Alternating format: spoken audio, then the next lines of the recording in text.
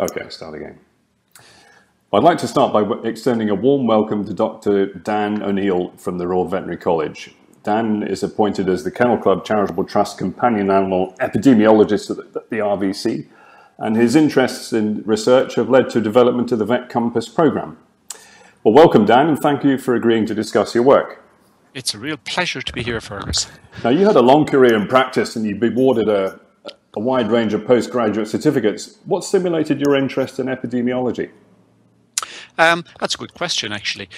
In practice, I had always felt I was working with animals on a one-by-one basis. And while you could have a very dramatic impact on their lives individually, there was a limit to the number of animals that you could try to help. Epidemiology takes a slightly different approach. It works at a higher level hierarchy, where we can work on a large population of animals. And even if we have a lesser impact on each of their lives, a smaller impact across 8 million, 9 million dogs in the UK can have a huge impact at a population level. And that's really where my interest in epidemiology came about, basically trying to multiply our influence on the welfare of animals. Okay, those sort of small steps and then becoming bigger as the Compass program developed. So how does VetCompass work? VetCompass essentially is a system where we collect data from clinical practices. So we end up having hundreds and hundreds of veterinary practices right across the UK which share clinical data with us. These are our de-identified data, so we don't collect owner information, so as in owner names, addresses, phone numbers, and we don't collect financial details, but we get the whole spectrum of clinical information, so demographic, species, breed, date of birth, clinical notes, and treatment. And how is the information coded on the system? Is there a standardized coding system for vets to use? Very good question. All the prior attempts at trying to do systems like this have floundered because they either didn't have a standardized set of codes or have concluded that really without a set of codes you cannot succeed. We were lucky with VetCompass because the RVC, in combination with a number of other universities, had been developing a set of codes since probably 2004, 2005. These are called the VENOM codes, veterinary nomenclature, and they're a list of standard clinical diagnoses, procedures, presenting signs, and also species and breeds. So we end up putting these codes into the computer systems of the vets, and this means that the vets have the facility to link a specific code with specific animals. However, more than this, once we get the data in, we then will recode it after the event. And this can either be done manually by reading the clinical notes and then applying a code, or increasingly we're moving to doing this in an automated fashion, using natural language processing. Okay, so I mean, take for example though the X-rays and the video I sent you, which will appear on the module discussion list in due course. I mean, that dog clearly is lame in her left elbow, but she's got other orthopedic problems. Now, would she be labelled? Well, how would that be labelled under the Venom system? At what level would you put her diagnosis?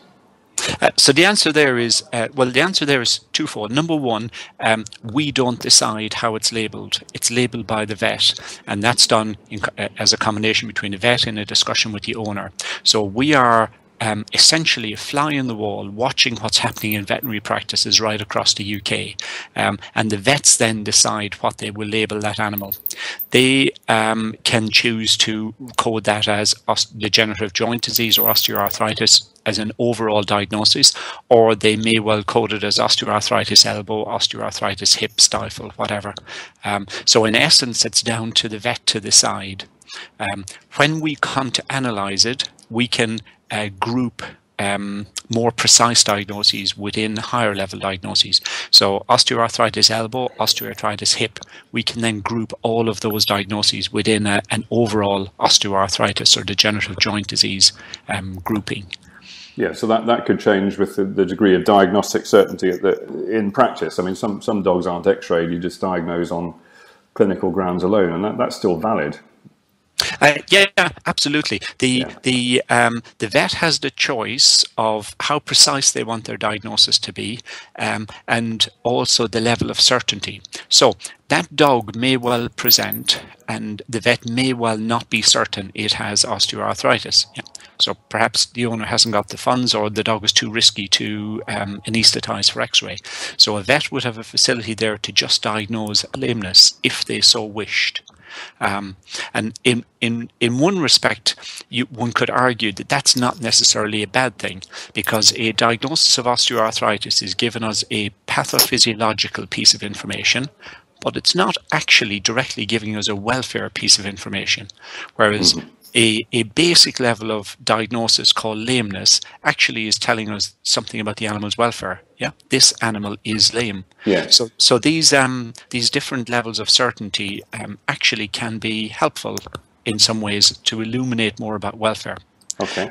The other factor that's worth taking into account is that animals visit vets on multiple occasions. So the same animal can have multiple visits, and on one visit may have a diagnosis of lameness, on another may be elbow arthritis, another may be just degenerative joint disease. So the same disorder can actually have multiple codes applied to it, and that gives us greater and greater information on that disorder. Okay. And you mentioned earlier that you've got several hundred dogs. How many practices have you got now, and how many dogs are on your database? So in the UK, there's estimated to be about 5,000 veterinary practices. At the moment, we have about 10% of those, so we have 470 actually with data in our database, and about the same number again queued up, waiting to get the data into our database. From that 10%, that 470 practices, that gives us 4.2 million animals, and 2 million of those are dogs. So very, very, very rapidly, these systems build up huge databases. So you're getting some pretty hard data. It's just a matter of, I suppose the next thing is, how has it been developed since you established it? That must, taking that amount of data in, must take quite a bit of time for developing analytical programs and that sort of thing. Yeah. Basically, we have a strategy as to how the project will develop. So this project, the idea was conceived back in 2007, 2008 with a pilot project, but it really took off when I started my PhD in 2010, funded by the RSPCA. This PhD focused on purebred and crossbred dogs to explore the differences, if any, in health between purebreds and crossbred dogs and cats. So at that point in time, we were developing the system just to answer those questions. However, because we had a plan that this would be a legacy project that would run long term, would expand to other species, would be useful for a wide range of studies way beyond just a purebred crossbred issue, we set it up with the long term view that we would build in capacity to study all these different aspects. So since the original study, which was based in an SQL database, we've spent the last 2 years moving from that to a new database management system called SSIS, and that allows us to accept much larger volumes of data. The other side that we've spent a lot of time working on is automated systems of mining the data. To date, the studies are generally done manually, so this means manually reading records. And that was fine when we had smaller numbers of records. So if we had 100,000 dogs in a study, you could identify your cases and then manually validate them. But once you go to 1 million or 2 million or 3 million or 5 million, that's just then, not possible, is it? Yeah, you just have to move to an automated system. Okay, and I suppose there's that much data there. It's the case of you have to learn where to look as well, do you? Is it? There must be a process there. And that is something we've learned a lot over the last 2 years is how to first of all how to refine your research question. A lot of research questions are very vague or loose. So how to refine a very good tight research question, and then how to identify candidate animals, and then we manually validate. So over the last 2, 3, 4 years, during my PhD and during my postdoc after that, we have just refined these processes increasingly.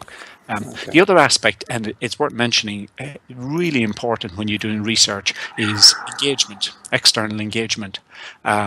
So this is although this is a research project in a university environment, so at the Royal Veterinary College, if we do not leave the ivory towers and get out there and engage with different stakeholders, such as breed clubs, such as owners, such as welfare organisations, then actually the impact is very minimal. At a wider level, and ultimately it's improving the welfare of animals that is the goal of this project, and that's written into every study we do. There must be a stated a priori welfare benefit for animals, otherwise there is no point doing this study. It is an opportunity lost. Yes, and I suppose some of these other groups that you mentioned there, they might actually suggest questions that they want answered. And that is where we're going now. We will. So I work with a large number of breed clubs, for example, and I will routinely ask the breed clubs, what are the main issues as you see them? And then that means that when we try to answer those questions, there is a route to impact, because we are already asking the right question, a question that needs to be answered from the end user's perspective, not a question that we in an academic environment think needs to be answered. Okay. Just on a side point there, is there any scope for working with one of the subjects we'll be looking at on this module is assessment of pain, musculoskeletal pain. Is there any sort of scope for incorporating that type of validated assessment tools into the data that's produced into VetCompass? Yeah, obviously. If our a priori stated objective is welfare improvement, then greater understanding of pain and how it impacts on animals obviously is an absolutely key factor for us. To date, we're already trying to work on understanding the degree of pain or discomfort within a range of disorders by using data we already have. So within disorders, establishing what proportion are given pain relief, what proportion of surgery, what proportion are referred, what proportion are euthanized because of their disorder. Yes. So this is trying to provide evidence to prioritize disorders based on pain. Okay. The next stage beyond that is to then go beyond the readily collected data and then investigate individual animals. And this can be done in various different ways using apps on phones or questionnaires. So the answer is absolutely yes. Yeah. That has to be the way we go. So moving from a proxy like non-steroidal dispensing, moving from that onto a proper pain assessment. Okay. Absolutely. In fact, not just moving, it's combining, because the more sources of evidence you have, the more reliable your end result should be. So it's not switching from one to the other, it's actually using both. Okay. VetCompass is still pretty new. How's the rest of the field developed since you set it up? In the last, evidence-based veterinary medicine has always been around, and people would say, for hundreds of years we've been practicing evidence-based veterinary medicine, but it's really in the last 5 to 10 years that it's become a thing, something that people are interested in. So from my PhD, which was 2010 to 2013, we set VetCompass up in the UK, but we are now rolling out the brand, if you like, the franchise in several different countries across the world. So there is already a VetCompass established in Australia, and there are smaller pilot versions in New Zealand, Germany, Spain, Denmark, Sweden. So the concept, once it's there, can then just be taken by other countries and run with. And outside of VetCompass, there are other projects that have set up that are exploring clinical practice data from different perspectives. So there is one in Liverpool that's exploring it, where questions are asked on the computer system that vets answer about cases. So it's drilling down into cases more. And Nottingham, the Centre for Evidence-Based Veterinary Medicine, are also working with practice data to explore the quality of the evidence that's produced from those data. So there are many different ways you can approach using clinical data, large volumes of clinical data, to better understand animal health. And as well as that, insurance companies have a lot of data. One particular company, Agria, in Sweden, has done a lot of work on mining their absolutely huge database to help understand health of insured animals. Okay. What is prevalence in the context of VetCompass? Prevalence. So this is one that the students always seem to get mixed up. So prevalence really is a proportion.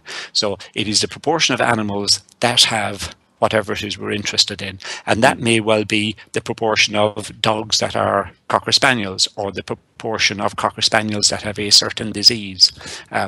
And the key criterion with prevalence is establishing your denominator population. So your denominator population is what is the overall group of animals that we're exploring to see how many have whatever our question is. Yes. Within VetCompass, how we have established our denominator population is that it is any animal that would have presented to the practice had it been ill. So this includes any animal that did present to the practice during a set period of time, perhaps a year, but also animals that presented before and after that period. So they did not even need to present during the year of interest. But if they presented before and after, the assumption is if they were ill during the year, they would have presented. So we are trying to make our denominator population as close as possible to the general population of dogs. Mm-hmm. And then the prevalence, the numerator in that equation is the number of animals that actually have our event of interest, whether this is a breed or an illness or a death or a treatment with a certain drug. So that process is, because that's very, very inclusive in the denominator population, that then is trying to minimize bias in any way possible. There's several types of bias, aren't there? But you're trying to minimize that to, well, is there any bias at all? There are always biases. So listed in the epidemiological text, there are over 200 different biases. Right. It's just the nature of human beings. We have evolved from a Darwinian perspective to use biases to help us get through life. So we make decisions rapidly. Mm-hmm. Within the clinical practice data, we try to overcome biases in a number of different ways. The first way is that the notes are recorded at the time of the event, and that is really important because most other studies say that do questionnaires, they ask people, did your dog have this illness within the past year or within the past week? Mm-hmm. And the further back you go from when the question is asked, then the poorer people's recall is. So that's called recall bias. The second major thing is that the vets record the notes at the time of the event. They are not aware of what studies we're doing, and most of them have probably even forgotten that they're part of this study. Mm-hmm. So we're getting a genuine picture.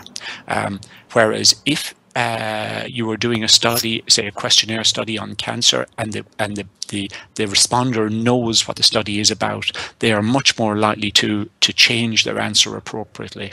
Mm-hmm. So again, we try to get over bias in that way. The third major way is that these data and diagnoses are made by veterinary practices and especially by veterinary surgeons. So that means we are getting the highest possible quality of diagnostic validity that we can. When questionnaires are applied to owners or breeders, often they will misinterpret what the vet said, or they will add their own slant or their own additional take on it. So again, we're trying to get over these types of biases by using good quality data from vets, data that are recorded exactly at the time, data that are honestly recorded, in other words, that there's no prior knowledge of what studies we're interested in. Okay. And coming back to musculoskeletal pain, I mean, how does the discordance between, we spoke about this offline, about the discordance between X-ray signs and osteoarthritis-related pain, does that affect the prevalence of musculoskeletal pain in the database? Yes, it absolutely has to affect the prevalence. So when we are recording a prevalence, we're very specific in all our papers to say that we are recording the prevalence of diagnosed disease. Yeah. Out there in the background, in the real world, there is the state of play, the true disease level. But we never really know that, yeah. Unless we got every single animal and X-rayed them all, we wouldn't know that. And even then, it may well be that the X-rays are missing out on animals that have osteoarthritis but have not yet got calcified or ossified lesions. Yeah. So we never really know the true prevalence. But we're trying to get as close as possible as we can to it by using the diagnosed prevalence.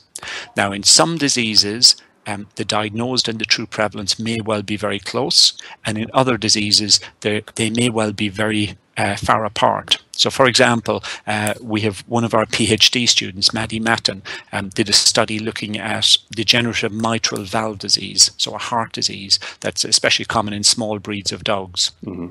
And she got a prevalence of 0.36%. Yeah. However, most dogs with degenerative mitral valve disease will also have a heart murmur. Mm-hmm. And when, instead of requiring the vets to have a diagnosis of degenerative mitral valve disease, she set her threshold, her case definition threshold at, does the dog have a heart murmur? She found 10 times as many cases. There was 3.5% of dogs that were affected. Mm-hmm. So we can try to get around this issue of underdiagnosis by changing our case definitions. So, for example, musculoskeletal disease, instead of requiring the vet to say this dog definitely has osteoarthritis or degenerative joint disease, we can set our threshold at just persistent lameness. So lameness of 1 week or 2 weeks, longer duration. So there are ways of trying to get around this. Yes. And just another side point there. I mean, if you have an elderly dog, for example, with a lameness, and after 4 weeks it's X-rayed and it's found to have an osteosarcoma, would you recode that data? Or yes. Yes. Yeah. Okay. This is when we talk about bias, this is another one of these biases. So the majority of studies work on a point in time. So we do a questionnaire or we do insurance data, and we ask the specialist or the owner or the breeder or the insurance company, what is the diagnosis? And they give a diagnosis. The beauty of the VetCompass program is that the data we collect are longitudinal. They're cohort data that go on over time. And it is not uncommon that early diagnoses over time are shown to be incorrect. And it may well be that the new diagnosis is just a more precise variant, but it may well be it's a completely different diagnosis. Your example is very, very good. So especially large breed dogs that are lame, the assumption may be, well, it is likely to be degenerative joint disease. And it may well only be 2, 3, 4, 5, 6 weeks later that the osteosarcoma disorder is recognized. So within our system, that dog would no longer be osteoarthritis. It would now be osteosarcoma, because we will go with the most the latest diagnosis, under the assumption that diagnoses always get better over time. Okay. Did you have any surprises when you started analysing this data? Every day is a surprise, and that is the wonderful thing about this. So my PhD started out with a prior assumption, 3 major reports that said that, very simply, pedigree dog breeding was associated with welfare issues, and the conclusion from that was pedigree dogs are very unwell, crossbreed dogs are much healthier. And even though this was taken as a given, once we started exploring this, we started to realize that actually the world is not as simple as that, because there are so many different ways of saying whether one animal is healthier than another. So when we looked at longevity, we showed quite clear that crossbred dogs outlive purebred dogs. 1.2 years, absolutely. However, does longevity equate with welfare? Mm-hmm. If an animal lives 1.2 years longer, is that 1.2 years longer at the end of its life when perhaps its welfare is dropping? So even that is not such a simple issue.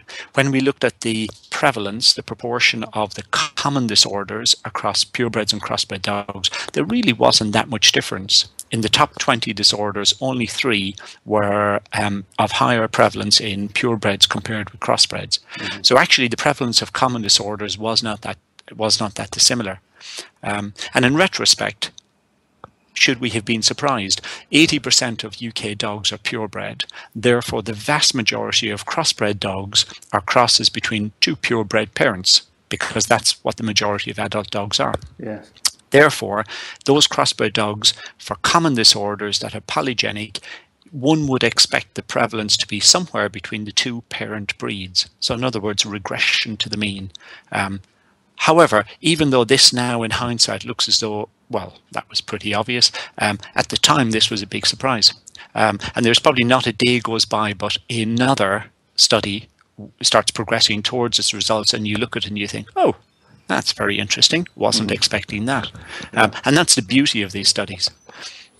That's great. Yeah. And moving from the papers, I've read, longevity and mortality was the first landmark paper I read, but there's also a paper you published last year on prevalence. How else are you using the data? For example, have you analysed treatment efficacy or outcomes? Yeah, so basically, once we have the data, and the data are set up such that they can be mined from many different directions, then we're starting to explore a wide range of different questions. So and let's approach this from a couple of ways. One way we can say how we're using the data is who are using the data. So as well as within the VetCompass program, the team itself, so we have researchers like myself and some of the other PhD students, we now have a wide number of PhD students in other disciplines where they will do one chapter of their thesis using VetCompass data. And this helps PhDs to, as well as having their specified area of knowledge, also to have a view on the general population of animals, as well as these very well characterized research animals that they're using, say in referral hospitals. Like the real world. In the real world, yeah. We also have dozens and dozens of undergraduate projects with veterinary students and science students exploring these data. So as well as giving good results to improve welfare and science, we're also helping the students to understand the world. And each year we have several MSc students who will do projects. So that is one extension. The other extension is the actual types of studies we're doing.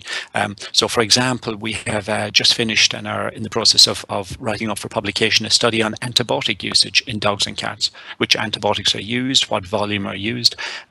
So this is helping to provide evidence for this antimicrobial resistance debate that is going on. We're exploring data mining techniques. So we're working with some of the groups that explore data mining within NHS data, huge volumes of data in the NHS, but they have issues of access to free text notes. So we're developing processes in collaboration with them, which benefits both human health via the NHS studies and also animal health. We are developing disorder prioritization, working with the Dogs Trust.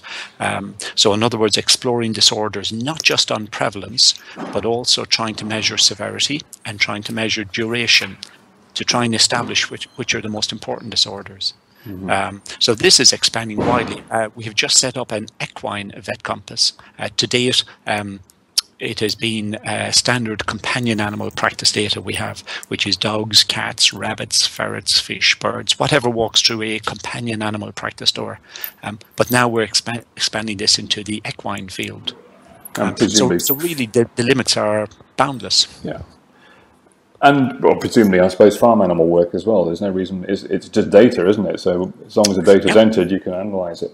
Yeah, it's just data. So we have a set of VetCompass of Venom equine terms already developed, and we're in the process of setting up the Venom bovine and ovine, so the cattle and the sheep version. So once those are in place, then we can start to develop the cattle and sheep version. Once the model is in place, it can really be applied to any species. It is just a matter of time, funding, and getting the right personnel involved. Three problems, yeah. Three problems, yes, but not insurmountable.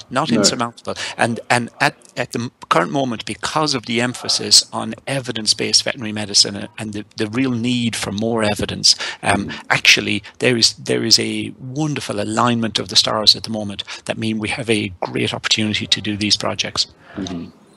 I read just last week there was another paper about osteoarthritis in the dog and management and everything else, and it quoted again this figure of 20% prevalence of osteoarthritis in dogs, and that's from an article by Spencer Johnson back in 1997, and that was based on a survey of vets asking their gut feeling. Now, it wasn't far out, but it's probably still a bit high, but it's still being used. Gut feeling, is that always a bad thing? No, no, no. Gut feeling is always a good thing. So every hypothesis has to start somewhere, and in the absence of other evidence, we go with gut feeling. And in fact, if you look at most surveys that happen, it is gut feeling. People are asked their opinions. One thing I have learned since leaving veterinary practice, where I would have worked on gut feeling for so many answers to so many questions posed to me by clients, purely because there wasn't evidence. One thing I have learned is try to get evidence where you can. Gut feeling, you tend to report what you are seeing. And in a veterinary clinic, there may be certain diseases that I will see more routinely, or animals that present several times. So my caseload may look to be full of degenerative joint disease animals, but that's because these animals present multiple times. But when you develop a very good, strong, valid denominator population, then you can start to get more realistic data. So there are cases that stick in your mind, animals that stick in your mind, the more severe ones, the ones that present more, and that can give you, people talk about cognitive bias, another one of these 200 biases. So gut feeling is good, it's a start place, but if we have evidence, evidence should also be added to that gut feeling. Okay. Coming on from those two papers we've discussed, is fascinating stuff. Is there any other reading you'd recommend if people want to study the subject in greater depth? So we have, and this is another aspect of development within VetCompass. We have tried to build up, it's called a Learn Zone on the VetCompass website. So just going to www.rvc.ac.uk/VetCompass, you will get to our website. On the website, we have a Learn Zone. Within the Learn Zone, there is a library section with all the papers that we've published, 15 to date. There is also an infographic section. So this allows users to play with the data we have. So you can just tap in and click on different parts of animals to see which are the most common disorders. And there's also now an audio-visual section where there are some video recordings and audio recordings. So there is quite a lot of information out there. From the dog health point of view, there is also another website that might be of interest to your students, which is called Dog Wellnet, all one word, Dog Wellnet. And this has been set up by Brenda Bonnet, a Canadian epidemiologist, and it is aimed to be the central hub of dog health and demographic information worldwide. So it is funded by a huge number of organizations, and pretty well every kennel club in the world is part of this. All right. Good. Well, Dan, thank you very much for your time. Really appreciate that. It's very, very interesting to read these papers and hear about VetCompass. Thank you very much. Yeah, it's been an absolute pleasure, Fergus. Bye-bye.